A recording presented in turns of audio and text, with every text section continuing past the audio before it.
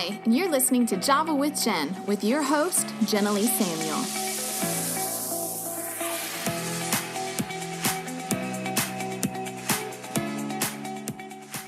Thank you guys so much for joining me today. I have a special guest named Kristie, who I'm super excited and honored to have on the show. I met her through Compassion International. It's a long story, but we'll get into it. But I'm bringing her to you guys today because she represents what I feel like is in so many of our hearts, which makes us all really the same, is that we want our lives to make a difference. We want to bear an impact in this world and in our lifetime. And the ministry that she represents and the way she's chosen to use her life is doing just that in the lives of children all around the world who are in impoverished nations. So she has an incredible opportunity for you guys to be able to get involved, which will unfold to you throughout the process of the episode. So please welcome with me, Kristie. Thank you, ma'am, for joining me. Thanks for having me. It's great to be here with you. I'm looking forward to this. Me too. Okay, so go ahead and introduce yourself for those of my listeners who aren't familiar with you. Absolutely. I'm a speaker and a writer, and around the time I was getting married, I was trying to figure out, actually how we could find the right organization that we would want to give to. My husband's father lives in India in extreme poverty, and so we were having a hard time receiving Pottery Barn gifts with the reality of having a family member that's close to us that's living in a different circumstance. And so it was through that process we found Compassion International was really doing some of the very best work in the world to cause transformation for children in poverty. And so I was speaking to a lot of audiences, started bringing the children with me, the child packets that allowed people an opportunity to sponsor a child. And through that, we got close to 1,000 kids sponsored. And then I wanted to come onto the team at Compassion to help grow the effectiveness of other communicators to help broaden their impact of their speaking ministries. So that's what I do. I get to partner with speakers who partner with Compassion. So it's really fun. Yeah, that's so awesome. Yeah, I love that. And I love how the vision of Compassion was so close to home. It just makes sense that when we see a problem that touches our personal life, how we really become activated to become a part of the solution. Is that true? Yeah. That's so great. So great. Okay, so I met Kristie. Let me give you guys a little backstory. I met Kristie through a friend of mine who's also a podcaster. I'm actually going to I've already recorded with her, and I need to release her episode on the show. But her name is Courtney Lohman, and she introduced me to Kristie, long story short, through some Zoom calls. And so I got connected with Kristie and some of the other speakers through the Compassion Circuit, and I just really loved her vision and loved Compassion's vision, and actually met her at a time when I was praying about ministries I could partner with who are actually really, really doing the work of the ministry, which is helping orphans, helping widows, reaching the lost, discipling people. And Compassion is really doing that, and they're doing it in a profound way. So that's how I met Kristie, and she's just been such a sweetheart to just open her arms and just welcome me into that community, and it's just been such a blessing. So, okay, so share with us then the big vision of Compassion, and you shared how you got connected, but share with us really a little deeper into the vision of that. Definitely. Compassion exists to release children from poverty in Jesus' name. And that's our focus. You'll hear it over and over and over again as you're part of the Compassion community. That's our focus. And so we do that through partnering with local churches in communities that experience extreme poverty. So that's around $1.90 or less a day is their income that they're surviving off of. We're honored to work in about 25 developing nations in Central America, South America, Asia, and Africa. And what we do by partnering with those local churches is develop holistic child development centers within that church. So the kids are sponsored by someone like you or I for $38 a month. And then that empowers them and enables them to go and be part of this supportive community that can help them dream, that supports their education, that makes sure they have enough food and water, that makes sure they have medical care and checkups, and make sure they're really thriving. And one of the things that's really close to my heart is Compassion is really a child protection agency, making sure a child doesn't fall into the hands of someone that would traffic them, that they aren't being abused in their home. And we take very seriously that charge and that responsibility. And so compassion does a lot of things. Honestly, it's hard to even sum it up. It's so robust, but really holistic child development, the whole child getting to be lifted out of poverty and have a future. That's amazing. So it's really kind of mind-blowing that a little over $1 a day cannot, I was thinking for the longest that it provided them with just meals, but you're saying it provides them with medical and with education? All of it. Like, it's unbelievable. And even like just having a supportive community within the church that cares about them and knows their story and knows where they live when a natural disaster happens so they can go find them and bring them back and make sure they're okay. Like, it's really incredible. I swear every time you talk about compassion and what happens, like I seriously am like, I fight tears the whole time. I remember when my kids were little, like I would watch 700 Club, and I'm pretty sure you guys are partnered with them. I would watch 700 Club and I would see these videos of these kids who didn't have clean water or, like we're just in impoverished countries. And I remember sitting there, like sobbing my eyes out, like crying as I was watching these commercials. And my son, he was so sweet. He was like 2 years old and he saw me crying and he disappeared and went in the kitchen.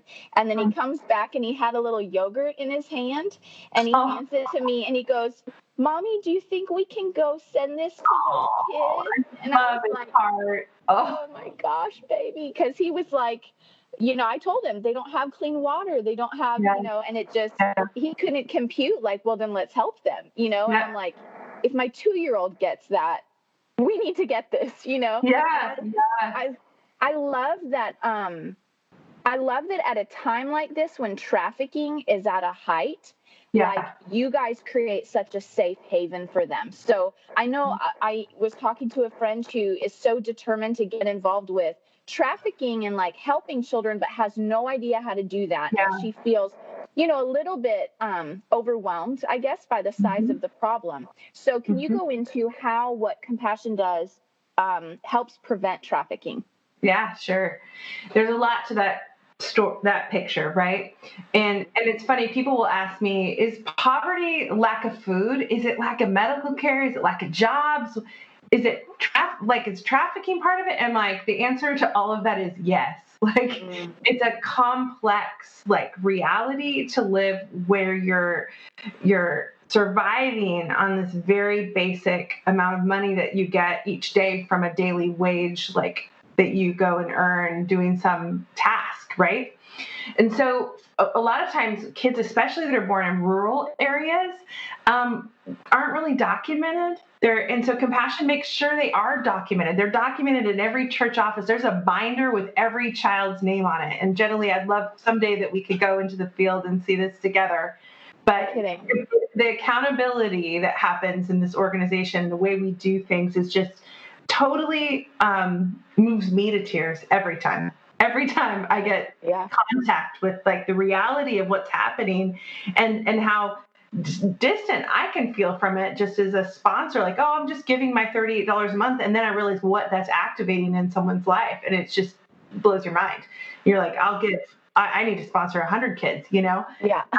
I mean, really, I'm so passionate about that. And so with trafficking, if a child is accounted for and say has a birth certificate, we make sure they are accounted. No, someone knows where they are and who they are. But the second part of that is that parents in extreme poverty are vulnerable to a predator that would come in and say, hey, let me take your oldest daughter and I'll give her a job, or for this amount of money, we'll take this job. Well, if you're barely surviving, if you're not able to eat, I've been with women in houses where they have said, yeah, we sold our oldest daughter. But then when compassion got involved, we realized we didn't need to do that. And so now they have their needs met. They're Pavlov's hierarchy of needs, your basic needs, food, water, shelter, it's met. Then you're not vulnerable to falling for some of those stories when you're in a desperate place.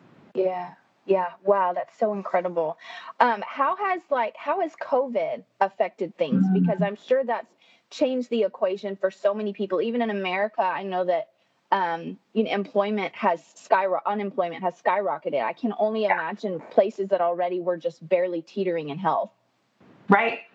So as you mentioned, COVID-19 is a disruptor for everyone, right? We've all had our lives disrupted massively. It has impacted all of us in some positive, but mostly like really distressing ways. But it's continuing to have a devastating impact on those who live in poverty. Currently, Latin America right now is the epicenter for virus impact. But the economic impact will be felt globally for a very long time. I've heard it referred to as the economic virus.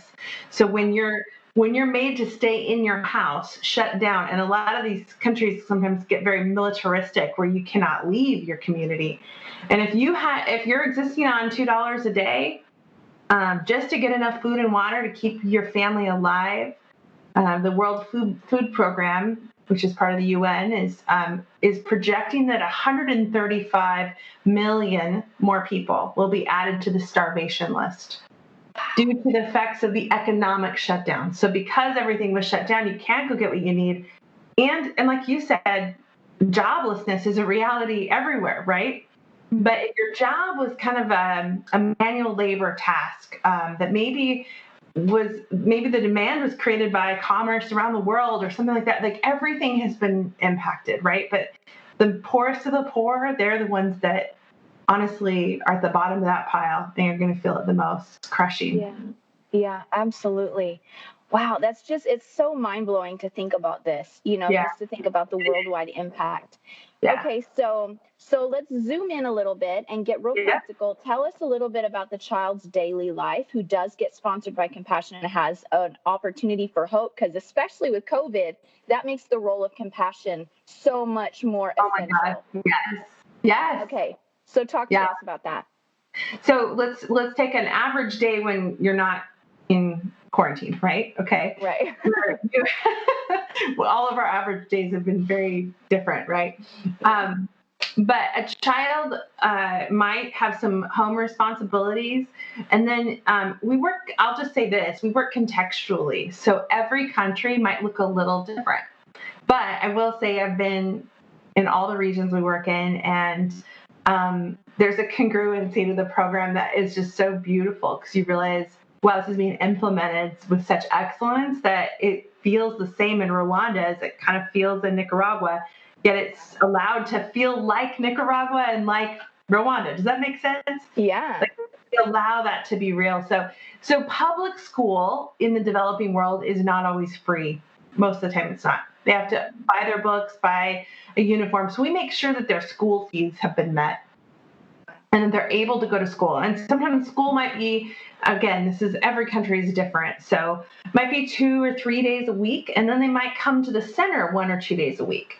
And so we're supplementing their education. We're not replacing it. We want to support them in the education that's provided for them already, and then reach as many kids as we can. And so those kids are on a rotation based on their age group and different things. And a lot of times these churches, you won't believe this, because, in our American churches, I worked in children's ministry for years, and we managed a small group of kids, that came on Sundays, maybe Wednesday night, but they have kids coming every day of the week in different clusters, and they can have between like 300 and 400 kids at that church that they're moving through that child development program. And I'll tell you this, they know every one of their names and their stories, and it's just incredible. So they're coming to the center for, there's definitely an educational piece. There's a discipleship piece where they're learning God's word and his love for them. They're in classrooms or they're learning that.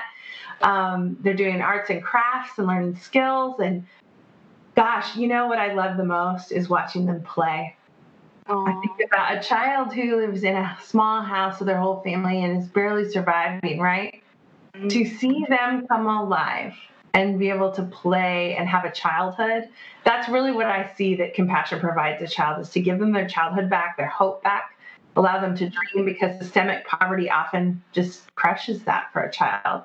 So everyone's day looks different, but they might walk to the center for their and have a meal there. and spend time with their friends and get to be there. And you would really have a hard time sometimes putting together, because you'll spend time with the kids at the church and then you'll go to their house.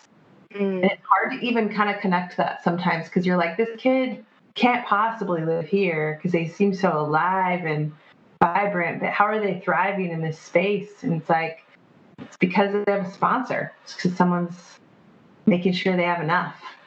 That's amazing. I think my heart would go on overload going. Like, do you ever just like have like, I need to take a compassion day where like my compassion is so much I can't handle it right now? But that's real. That's real. We all have to manage our emotions within, like, even what I just mentioned, 135 million people. I was working on a campaign about it, and honestly, several nights I was up just laying there thinking about it, because I have names and faces and spaces I've stood in, and I can feel the people, and it's heartbreaking. But I think what I've told a few of my friends, my neighbors ask me that every time. They're like, "How do you do this?" And I'm like, yeah, experiencing compassion in these spaces, and that's the lane God's called me to, right? Like, this is where I get to like participate in His kingdom, and it is so hopeful. And it is so heaven on earth. There isn't a space more heaven on earth than being in a church in the field with children. I really never experienced anything more just supernatural and beautiful. So it actually really fills me up, because I feel like we're part of something really hopeful. And I want to say that to all of us, that as you hear those numbers and statistics and things, it's really about one child. If we each sponsored one child, my husband and I sponsor 7 right now. We're just really committed to paring back some of our, extravagance of, we canceled cable and realized we could sponsor 3 kids with our cable bill. Wow. And it's like, okay, this is like this is real. This is God's invitation to care for the poor. And here's a like easy, tangible, effective, excellent way to do it. We're in, Yeah, that's amazing. That's so incredible. Okay, so how do you guys, and I'm going to choose my questions. I'm going to pick and choose now because I want to make sure to honor your time. How are the finances tracked to make sure that they're used well? Because I know that is just coming from America, a more wealthy country, when people are putting their money in, that's the biggest concern is, how do I know it's going where it should? Yeah. So at the beginning, when I told you my husband and I were looking for an organization, that's what we were doing. Is we're doing our research, because honestly, we didn't want to give to just feel good or just feel like, oh, we like checked a box in our budget. We wanted to make sure that the money that God has trusted us with, we're trusting somewhere else that's using that with integrity. So the way I like to describe it is, honestly, every dollar that Compassion receives goes to work releasing children from poverty. So whether some of that goes to a staff person that's making sure that child is protected from trafficking or from poverty and is included in that program, or it's holding that program accountable so it's excellent, or that money is going to buy that child food, water, shoes, a mattress for their room, for their house. The most excellent financial integrity you've ever seen. And I mean, you can Google it and find that too. But my husband works in financial services. And so he's a little rigid sometimes we have every Yelp review before we go to a restaurant, every consumer report before we purchase anything. So we did our homework, and man, Compassion just came out heads and shoulders above so many other organizations. So over 80% is going directly to the child you sponsor, and yet I'll tell you, like, honestly, I feel like every dollar is doing, and I can tell you this from a staff side, like I was on both sides of it as a sponsor. And now when I came into being on staff at Compassion and being an employee, I went through my employee orientation. And I've worked at churches, and usually when I walk in and you kind of learn all the skeletons that are in the closet, all the things that are kind of goofy, and you're like, all right, I'm going to love you anyways, whatever. Right. I sat in and honestly, that's been a hard process, right? Like, just seeing the sometimes the mess of the American church has been hard for me, and the dysfunction. And I'm like, man, I want to be part of healthy things and whole things. And as I finished my first week at Compassion, and now 3 years in, I can tell you the same thing. I sat in the parking lot and wept because I felt like I'd seen a miracle. that something was that good. Like, it just actually layer upon layer kept getting peeled back, and I kept waiting for the skeleton to come out, and it was like, no, this is God's gift to the church around the world. This is excellent in every way. So people can so awesome. I'm passionate about that part, as you can tell. Yes, you are. And I'm so glad you are, because I know I shared with you before about how we've partnered with ministers or ministries in the past and then found out that there was so much deception going on that we were like, absolutely not. Like, this is not right. You know? So I feel that. That's what why we did our research. Same experiences. So that's really comforting. I'm so glad to hear that. Okay, so how does compassion bridge the gap to a healthier future? I know that it helps pull children out of the desperation that drives to trafficking. How about when the kids hit 18 and they're looking at adulthood? Like, what do you guys see about how healthy they are when they move on with their life? Yeah, so the whole process, we begin it like pregnancy, right? We take women who are pregnant, we support them through their pregnancy and through early childhood, making sure they're getting some of that early childhood development fundamentals, so they're attached and connected to their family, and that their mom, who maybe grew up in poverty too, knows how to like raise a baby and connect and play. Then they move on at age 4 to the child development program, right? And that's kind of the heart of what most people think of when they think of compassion. They're coming to the couple times a week to the church, and they're getting that program. Now, when they're around 12, and again, like I said, it's different in every country, around 12 to sometimes up to age 20, but 18 to 20 usually is that range. They're in a youth development program. So that's a program that's really preparing them to launch, making sure that we don't just kind of take care of them as a little kid, but that we're really helping them strategize towards a better future, whether is that vocational training that they need to get, what are their dreams, their visions. I was in a classroom not the other day, because we've been under quarantine. Feels like the other day. It was like the last time I traveled, last time I left this house, you know. I was just at a child development center with some teenagers, and they were actually learning how to. It was a bakery class. So the teachers themselves, that were the chefs, all dressed in beautiful white chefs, like what would you call them, outfits, I guess, with their hair up in a hat and the whole deal. Was the 2 women that were teaching also teach preschool some days a week. But when the older kids are there, they are trained as pastry chefs, and they were teaching them how to make cakes that they can sell. And so I'll send you a picture, the most beautiful cakes, the most beautiful, and I mean, excellence. Well, Compassion through a gift had built that kitchen for them, and so that they could have this full culinary school in the child center. So you think about it's different in every place. Like, I've seen people do, music classes and camps and all kinds of things, but just really making sure they have those leadership skills to really emerge out of poverty, and have a different story that they live for their family. It changes the whole system, and the generational a strain of extreme poverty is passed along. Well, releasing that is honestly a lot mindset. And so we want to help kids think and dream bigger. What do you want to be when you grow up is my favorite question to ask a kid. Yeah, and it's unbelievable what being part of a supportive community can do for their dreaming and their hope. Oh, I can only imagine. Well, and the mind is so powerful, and you guys are literally not just giving them practical tools, you're giving them the ability to dream for their lives. And when we get a vision and a dream and faith for it, man, God works with that. And that's so powerful. So you're handing them their future in so many ways.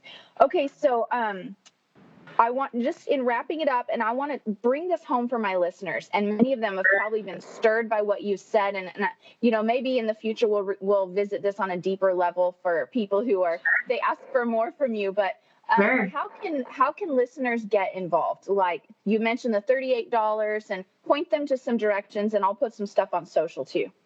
Love it. Yeah, I'll just tell you, it's the best. If you already sponsor a child, I want to encourage you to sponsor another child, to see if there's any more room in your budget that you could do. Because I'm honest, when I'm honest with myself, I can spend $38 in a Home Goods in like 3 seconds.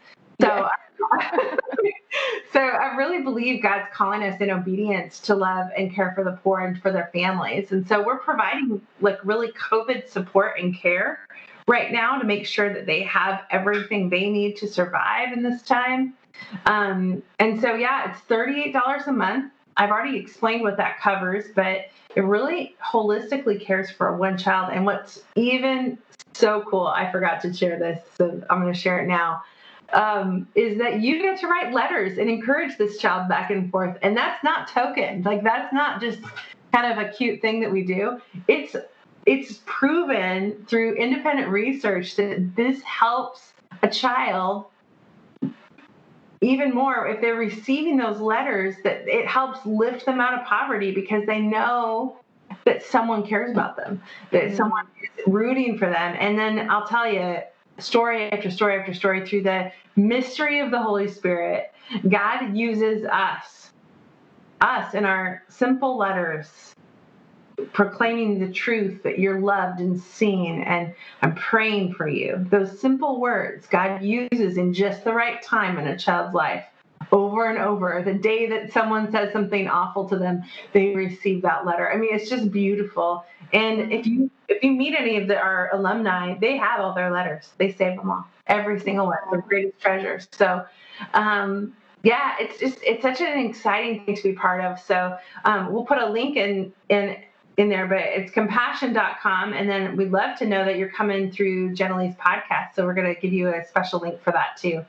Okay, that's perfect. Yeah, and I'll post that all over social media. I'll make that accessible in my bio so people can regularly find it. I love the idea of the letters because that's such a great way to get our own kids involved in the process. And my kids are at the age where I'm trying to find ways for them to have an others mindset, and writing letters is such a great way to activate their compassion and their sense of responsibility and ability to alleviate pain. Like, that's huge for our own kids. And so I just love that. And man, I wish we could go into that more, but I am so grateful for the time that you've taken to share this with my listeners. And this is such a game changer for so many people. They ask us about missions and about growing in their relationship with God and hearing his voice. And you guys, the best way to tap into the heart of God is to care about what God cares about. And these are his children, these are his babies, and this is a way to alleviate and minister to the heart of God. Like, we get to minister to God when we care for his children, just like it ministers to my heart when someone loves on my child, when they give him a gift or they pay him a compliment, like, it's such a big deal that we can reach into the lives of these children and help rescue them and minister to them and minister to God at the same time. Okay, so I wanted to dive into something you mentioned to me earlier about that you have a goal to get 100, to partner with people who will each take up the commitment of getting 100 kids sponsored. And when you told me that, I was like, you know what? That's like a God-sized challenge for the size of my audience right now. But it made me excited because I was like, God can do it. Like, I'm super pumped. And so tell me a little bit about that. And then how can people get involved with that? Yeah, I just got this idea one weekend. I was thinking about, because, I was telling you the God-sized problem, right? Like, that we have 400 million kids on this planet that live in extreme poverty. So, and right now Compassion serves 2 million of them. And so, but we want to continue to grow that because we're not comparing ourselves to our success or who we have taken care of, but how many more need the body of Christ to step in and intervene for them.